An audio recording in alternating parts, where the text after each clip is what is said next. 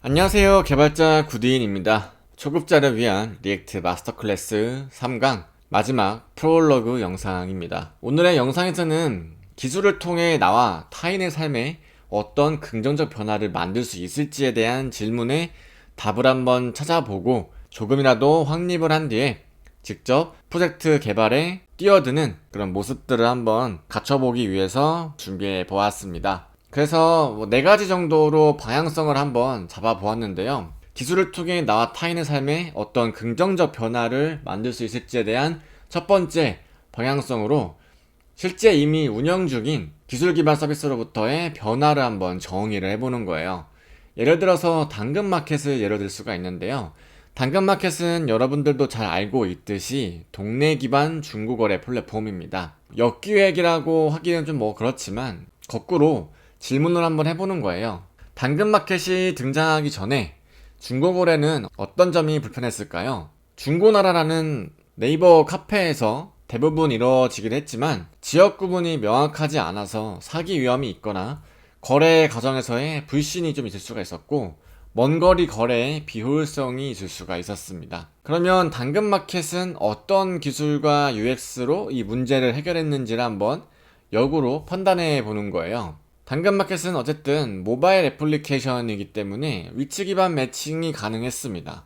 그리고 실명 인증을 통해서 본인 인증에 대한 어떤 신분의 확신과 신뢰감을 주었고 채팅 기반으로 빠르게 소통해서 약속을 잡고 중고 거래를 할 수가 있었습니다. 그리고 당연하게도 직관적인 UI, 사용자 인터페이스를 통해서 빠르고 간편하게 그리고 이질감 없이 사용하는 데 편의성을 제공해 주었죠.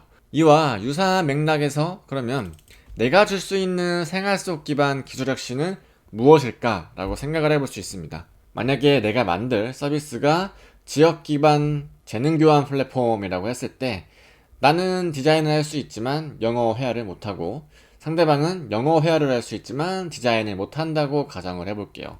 그러면 서로 빠른 채팅을 통해서 소규모로 모여서 나는 어떤 디자인에 관련된 재능을 공유해주고 영어 회화 능력에 관한 재능을 기부를 받을 수가 있는 거죠. 기술을 통해서 나와 타인의 삶에 어떤 긍정적인 변화를 만들 수 있을지에 대해서 고민을 해보는 거예요.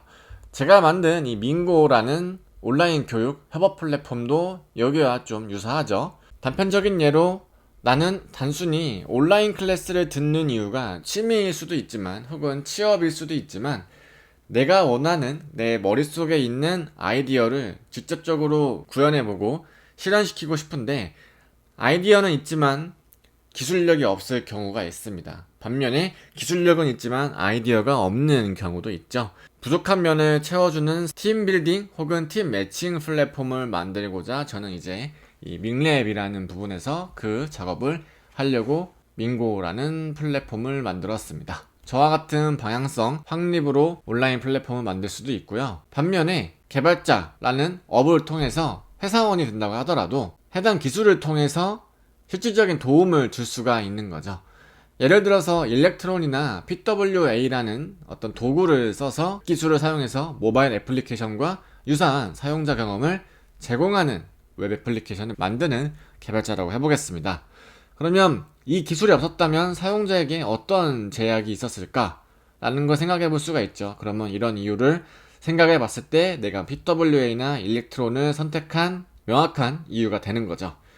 그래서 모바일 앱을 다운로드하지 않으면 기능 사용이 제한되고 웹과 모바일 앱의 경계가 명확했기 때문에 각각의 개발자도 필요했죠. 그래서 일렉트론이나 PWA를 사용했을 때 이 기술은 어떤 사용자 경험을 개선할 수 있을까라고 했을 때 모바일 앱에서도 알림을 받을 수가 있고 오프라인에서도 사용이 가능하죠. 이런 것들은 접근성과 편의성을 극대화시켜 주었습니다. 2번 질문에 꼬리를 물고 3번 질문을 해보면 내가 만들고 싶은 서비스가 없다면 어떤 일상이 계속 불편할까? 이 질문은 우리가 직전 강의에서도 한번 살펴봤던 것 같아요. 최근 주변에서 관찰한 기술 사각지대는 어디였나? 라고 생각을 해볼 수가 있어요. 부모님이 모바일 애플리케이션으로 은행 업무나 병원 예약을 잘 사용하지 못하고 이 문제를 해결하려면 어떤 서비스가 필요할까?